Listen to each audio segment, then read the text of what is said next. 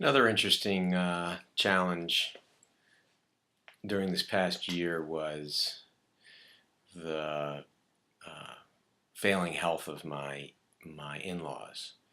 As I said, my mother-in-law fell and broke her hip right at about the same time as when I was diagnosed, which then meant that my wife was dealing with that. She's the only sibling, only child of that family that is local, and there was a lot to do. And I decided at that time that even in the first days, I couldn't speak with her about it because she was focused on that. Um, and so I went through those. I think it was 11 or 12 days before I actually told her um, what was going on. But it never evaded. My mother-in-law was sick for quite some time, um, trying to recover from the hip surgery. She spent a lot of time in first a hospital, then a nursing home, and then a rehab. And then a nursing home, and then a transition care, and around about that same time, my father-in-law started having more health issues. He's had many health issues over the years, and so much of my wife's attention was spent on her parents, and she was showing very serious signs of strain because of that. So during this year, I dedicated a lot of my time to supporting my in-laws so that my wife could have a break, um, so that my kids would have some of my wife's attention. So that was a very big decision that I made throughout this whole process. So I ended up, one, not really having a spouse that was there with me, shoulder to shoulder, as you hear from so many cancer patients or people that have a serious disease. And then on top of that, I was doing a lot of work for her parents, um, even throughout my therapies. So to be clear, I had this diagnosis, and what was it? About 8 days later, yeah, 8, 10 days later, I was in surgery, and then within a few weeks after that, I was having my first of 4 chemotherapies, and then pretty much at the very, very tail end of my chemotherapies, I went in for 6 weeks of radiation. All of that ending in the middle of December. So from late July all the way through middle of December, I was dealing with that and visiting my in-laws in various rehabilitation organizations or whatever. Um, I was happy to do it. It was extremely difficult. Basically, during that time period, I was either going to a hospital for me, or going to a hospital to visit one of my in-laws, or both. So on a weekly basis, I was probably in a hospital, 3 or 4 times. And for the past year, rarely does a week go by when I don't visit a hospital. Um, all my care is at Penn, and those doctors are in those hospitals. So the second huge challenge was this whole idea of taking care of my in-laws so that I could be taking care of my wife, so that my wife would be present for the kids. And even with all that, the kids are still very resentful of my wife for um, spending so much time with her parents. Um, and I could say a lot of things about this. I will say this, that there certainly have been decisions that we make as adults, priority decisions, where you basically everything's a number one priority, so you can't do everything, and so you have to make these hard decisions. So do I do this or do I do this? And I don't think that every single one of those calculations, every one of those decisions, um, I would agree with. How's that? But it is what it is, and so that was the year, and it was a rough year, and that's another challenge.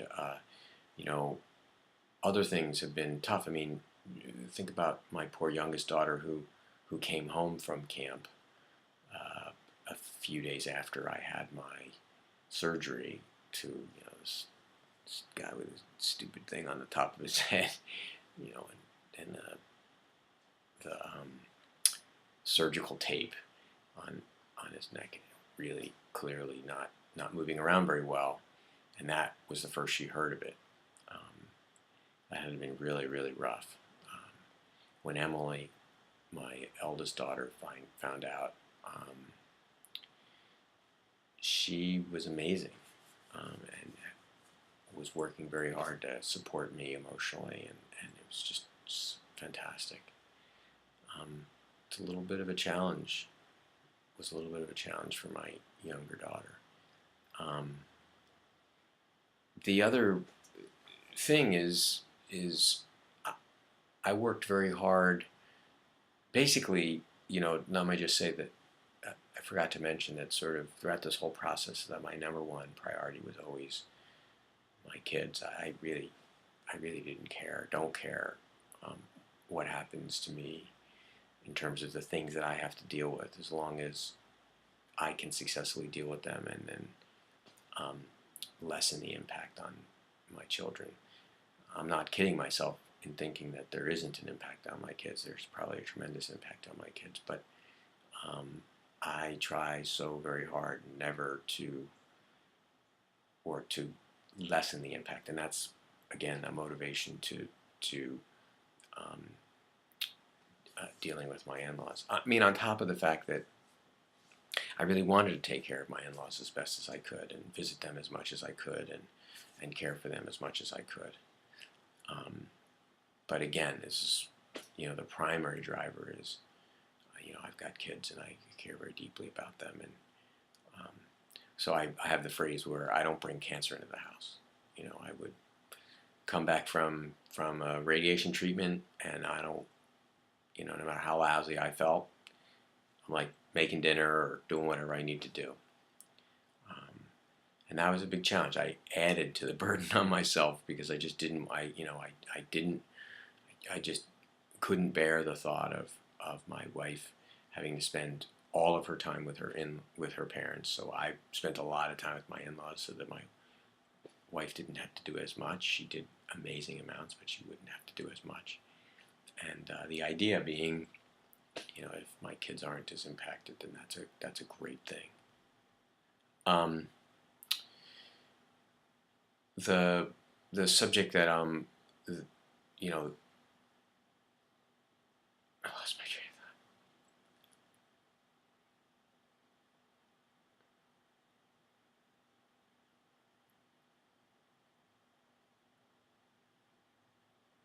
It's a lot harder than a lot of people video blog, and I didn't want to write any notes for this. I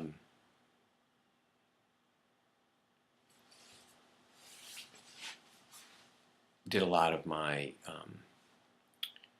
my visits, the great majority of my visits I've done solo.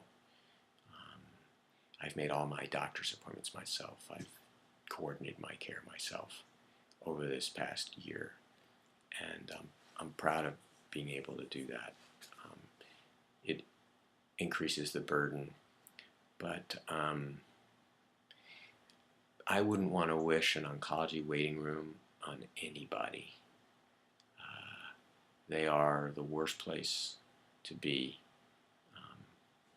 Just a horrible place. And so the thought of bringing my wife or my kids or my friends or anybody that has offered to be there with me, I just couldn't bear that. I just didn't want to subject anybody to it, and as a result, I just did a lot of that myself. I think of myself as fairly practiced at being able to compartmentalize. So, yeah, I'm there in an oncology waiting room. but I'll deal with it. One of the worst waiting rooms experiences so far, hopefully it's not going to be worse than this, was the Friday before my surgery. I was seeking a second opinion, and I got some appointments at Johns Hopkins. So I had already seen the surgeon, and I was already diagnosed, and I had a full body PET scan the day before, and I went and got my disc, and I drove to Johns Hopkins for the second opinion. And the first thing I did was go to the dermatologist. They had instructed me to go to dermatologist. At this point, I'm melanoma of an unknown source, so meaning they know it's melanoma, but they don't know where it is.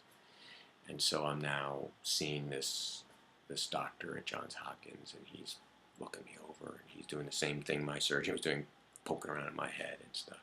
And he's like, "What's this?" And he puts his finger on a scar on the top of my head. I'm like, I don't really remember. And then I'm like, oh yeah, 6 months ago, my dermatologist, I had an itchy spot on the top of my head, and when I picked at it, it bled, and so I went and I saw this guy, and he takes a look at it, and he says,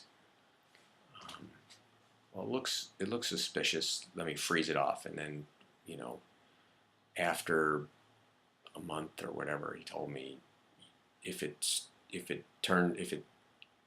goes brown again, something like that. It's brown now, but if it goes brown again, you should come back in. And my eldest daughter just happened to be in the room because she was in an appointment too. And so he showed it to her. Says, "This is what it looks like. If it comes back after I freeze it off, in a few weeks, 4 weeks or whatever, you should come back in." Great. And so I told him that. He goes, "Okay," because all he saw was a scar. He didn't see anything other than just the scar. So he chose to do the punch biopsy at that spot. Took a picture of it and did a punch biopsy. And that was Friday. Monday was, the next Tuesday was my scheduled surgery. And Monday night at 5 o'clock, he says it'll take 2 weeks to do the biopsy. Monday night at 5 o'clock, he called in my surgeon first and me second to let me know that it was, in fact, that was the melanoma spot. So I moved from melanoma of an unknown source, which is you're really screwed, to melanoma of, you have it on top of your head, which means you're screwed, but not as bad. And but what I was going to say is after I finished him, so I have a stitch or two in my head, and now I'm going to visit this really high-end oncologist at Johns Hopkins who's really well regarded.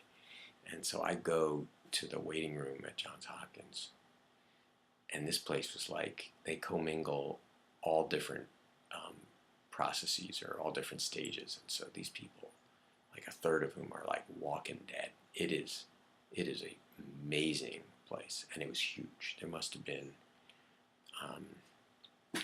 50, 60 people in this waiting room with room for 100, and it was very very factory, tote boards and all this stuff. And I sat and I sat and I sat. And basically this oncologist says, "I can't help you." He tried to read my PET scan. He doesn't even know how to read a PET scan because I got it the day before. I didn't have the results. I just had the images. And he's like trying to figure it out. I'm sitting there, and he goes, basically, he draws on a piece of paper. He goes, "You're either stage 3 or you're stage 4.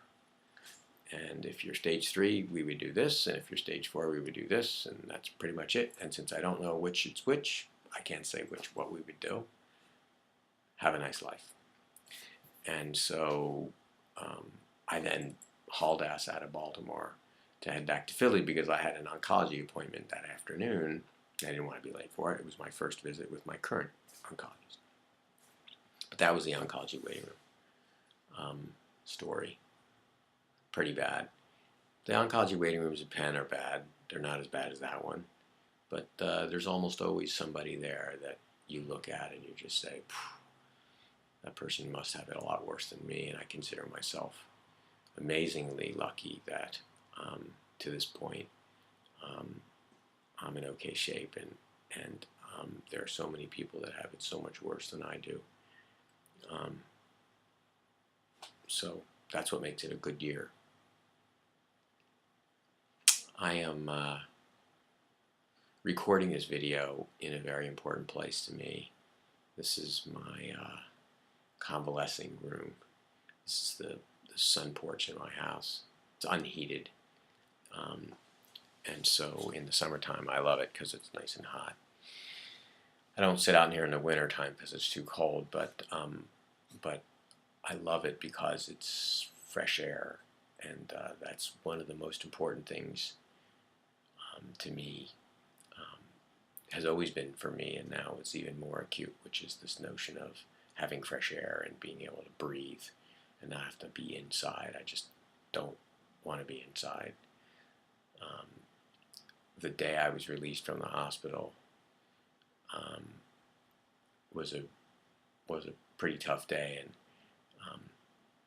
but that night I made my way out to our little patio here and walked a few steps, and by the next day I walked around for at least 10 or 15 minutes, at least 2 or 3 times that day, and by the third day I was out there as much as I could, or in here as much as I could. And here I am now. The irony is that, and I'm not going to show you, but this room was in good shape last summer. It's not like I fixed it up. It's just that it was clean and uncluttered, and now it's completely crapped up with stuff, much of which is from my in-laws' house at some point.